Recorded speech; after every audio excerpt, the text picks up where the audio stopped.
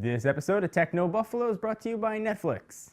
What's going on, everyone? Welcome to another episode of Rumor Roundup. I'm your host, John Rangers, the show where I take all the tech rumors from the week and I condense them into one show so you know what could come, what might happen, what potentially has the possibility to come sometime this year, next year, or 6 years from now, and what definitely might probably happen.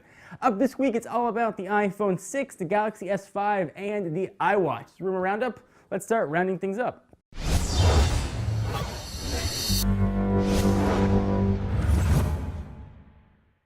Let's begin with the big daddy of all rumors. Korean securities firm DDB Daewoo Securities Research has shipped off a single PDF that alleges both the specs of not only the Galaxy S5, but also what Apple's got in store for the iPhone 6. The company made its estimates using industry research, so they should be kinda close, or maybe not even close at all, but they were confident enough in the specs to include it in their letter to investors. So before I get to them, a lot of these are kind of like duh specs, of course. But it is still interesting on what Samsung and Apple could do. So let's start with Samsung.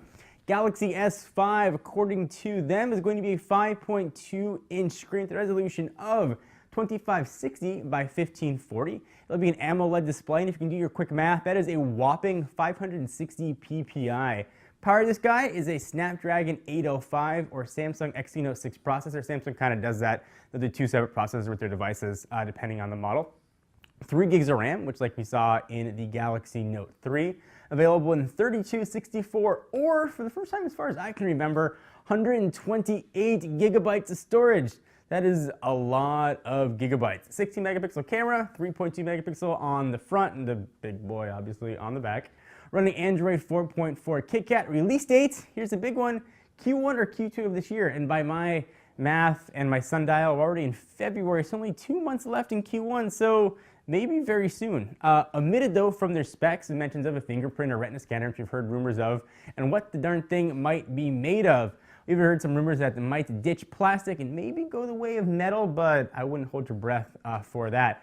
But we might know what's going to be coming very soon. Samsung has an Unpacked event scheduled for February 24th, which of course Techno Buffalo will be at.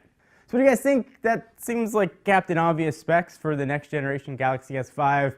But the obvious sometimes tend to be what actually comes to fruition, so I would say those seem pretty solid. Anything you guys are excited about and not excited about? Is it worth upgrading from your Galaxy S4? I want to hear your thoughts. Samsung wasn't the only juicy nugget of kernel leak goodness that they had. They're also shedding some light on what the very secretive Apple might have in store for the iPhone 6. They suggest that Apple will be releasing the phone in 2 different models. I'm not talking 6 and 5C, 2 or 6C. They're saying one with a 4.7-inch screen, which you're saying, hey, that's big, it's 0.47 inches. But wait till I get to the other part of that rumor. The other size, a 5.5-inch screen with resolutions of 1080 by 1920 and 1280 by 2272 respectively.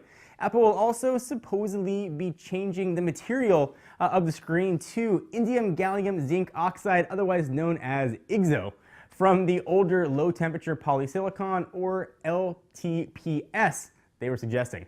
Strangely though, the PDF says that the iPhone 6 will run iOS 7.2 instead of iOS 8, and it could launch as early as Q2, well before Apple's typical release window. And that's kind of funny. Or like, it could release as early as tomorrow.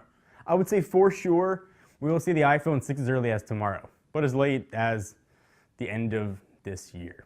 So again, sort of fun to speculate. Those are big phones, 5.7 and 4.7, certainly much bigger than Apple's done, certainly create a little bit of fragmentation. Curious to see what Apple does with legacy apps, and high resolution screens could certainly be nice. No mention though of any sort of inductive charging, NFC or camera or any kind of other stuff, which we're going to talk about in just a minute. It does look to be pretty nice. I'm kind of excited to see what Apple's got in store, what Samsung's got in store, and let them just like hungry hippo battle each other out for all the little marbles.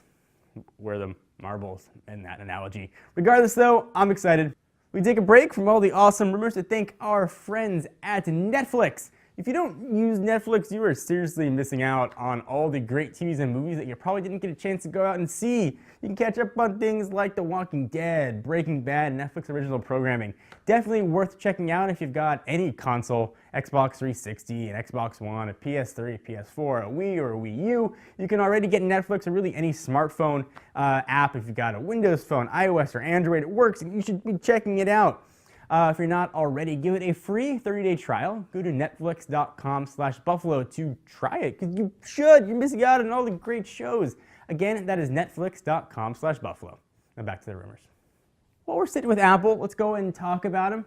Let's talk about the iWatch. At this point, it seems like a close to certainty that we'll see something wearable coming out from Apple, presumably this year. Beyond that, though, we don't really know much else.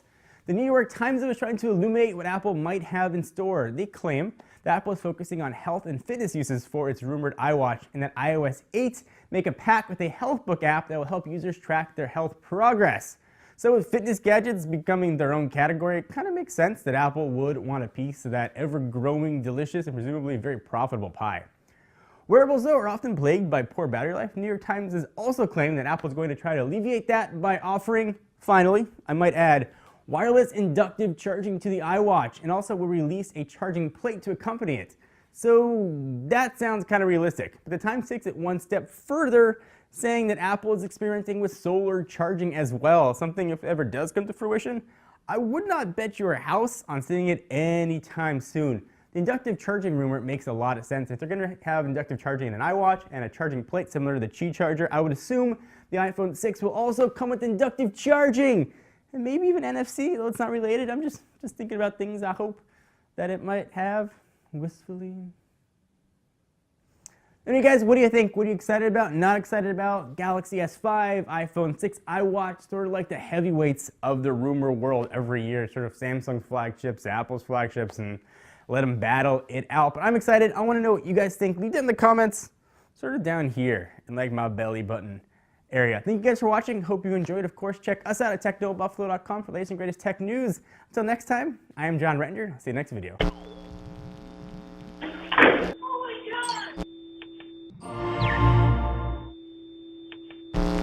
What's up, everyone? Thank you for watching that video. If you want to see more of the latest and greatest tech news, you can subscribe to our main Techno Buffalo channel by clicking the button right down below in my pants region, or click on the buttons to your right to see more videos.